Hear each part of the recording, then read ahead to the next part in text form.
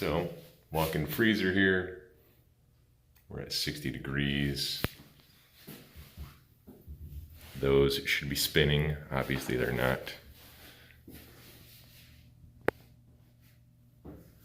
I'm not even going to check for power because I assume those are off because of our defrost termination fan delay switch. So let's get up on the roof. Our problem lies up on the roof, I assume. Picture of that.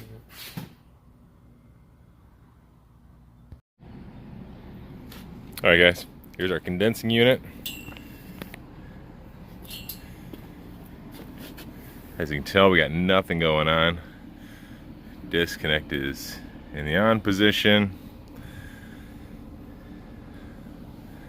Oh, look at this. I'll just take that right off.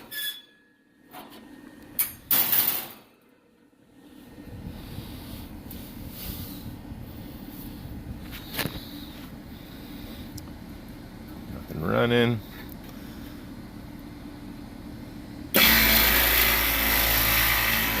So we're off on high head pressure.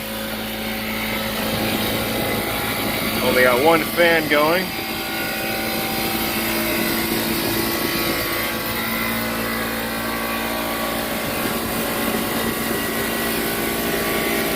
Alright, so the sight glass looks clear.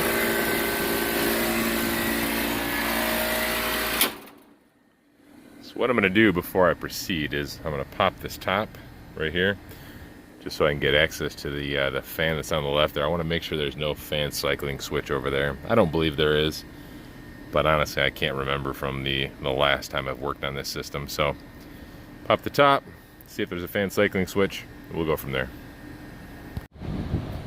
Alright guys, so as you can tell, it is now big floppy sun hat season. So anyway, the far left condensing fan motor is bad. It's seized up. We're gonna have to replace it. No big deal.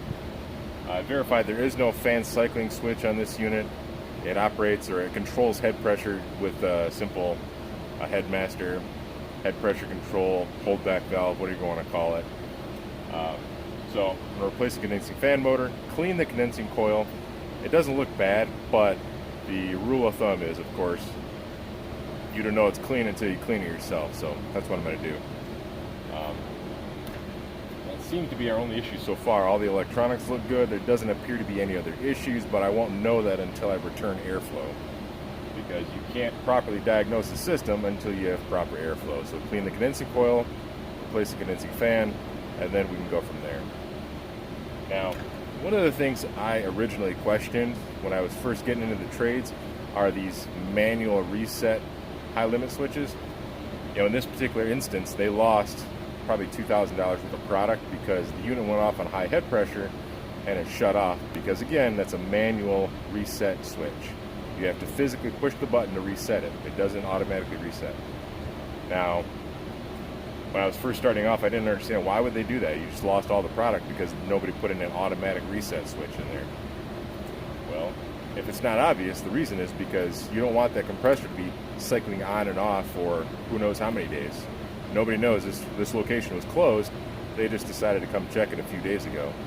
So had they have had an automatic reset switch on here, this compressor could have just destroyed itself, resetting, turning on, shutting off on high head again, resetting, coming on, running, turning off on high head until it destroyed itself. So it's kind of a win-lose situation. They won because they didn't destroy the compressor, as far as I can tell. But they lost because they lost like $2,000 worth of product. Granted, their insurance will probably cover, you know, the loss of product, but I don't know. So anyways, that's my story. Let me go grab a condensing fan motor, run a hose up here, and we'll get something accomplished, all right?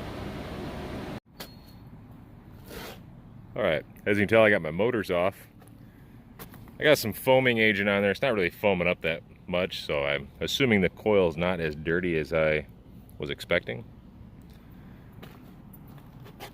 So let's see if I can do this one-handed. Turn this on, blast right through there.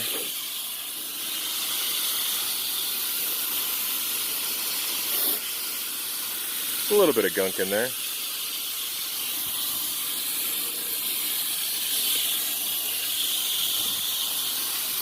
Really not bad though.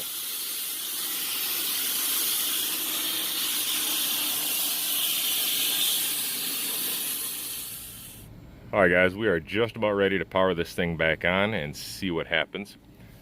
I replaced both the condensing fan motors. Originally, the left one was seized up. The right one was spinning, but I did notice when I powered the condenser off, the right side motor stopped pretty abruptly.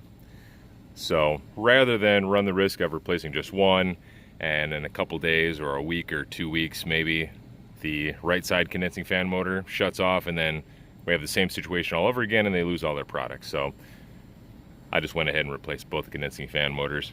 It was approved by the customer. I don't get paid commission on parts, so I'm literally only doing it to prevent any other sorts of breakdowns over the summer. So anyway, both of those are replaced. Condensing coil is nice and clean. Let's power it on, make sure we're going in the right direction. We should be.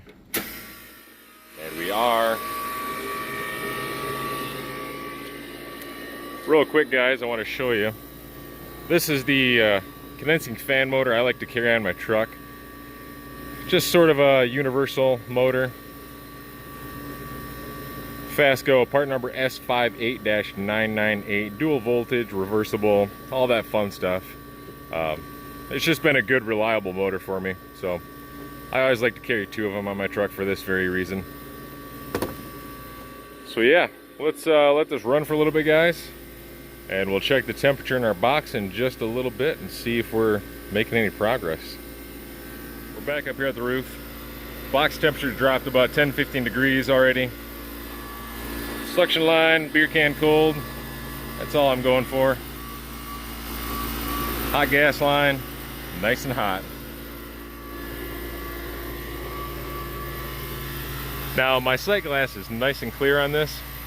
Suction line's cool. Hot gas line is hot. Everything looks normal, so in my opinion there's no reason for me to gauge up to it. Now, depending on how the next 45 minutes goes and the temperature rate that we have, then maybe I'll think about it, but right now that box is just so hot. It's probably, when I first started off, it's probably 70, maybe even 80 degrees in that box.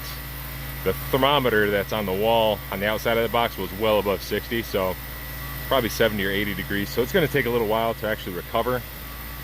So right now, with such a high load on this system, there's really no reason for me to check pressures right now. So like I said, sight glass is full, condenser coil is clean, fans are blowing air. I mean, everything's pretty good right now. So we're just going to let it do its thing for the next 45 minutes and see what happens, all right? All right, guys, I'm just wrapping up and getting out here now. Unit's up and running. I watched the box temperature drop from 80 degrees when I first got here down to about 33 degrees when I just left. I would have liked to stuck around and watch the temperature drop down to -10 and watch it pump down, shut off, just to make sure 100% that everything is operational. But I just wasn't able to do that because this location is technically closed. So the manager couldn't stick around for the next, who knows, 2-3 hours before that unit would have reached temperature and shut off. But they're gonna come back tomorrow, double check the temperature, make sure everything's working fine. There's no product in it right now, so it really isn't a big deal at the moment. And like I said, they're gonna come back tomorrow, double check everything, and give us a call if anything funky's going on. But as fast as that thing dropped down from 80 to 33, it looks like everything's good to go. I didn't see anything alarming on it. So anyways, hope you guys liked the video, and hopefully this nice warm weather keeps going so there's a lot more fun stuff to film for you guys, all right? So stick around. We'll see if there's anything cool coming up, all right? We'll see you guys in the next one.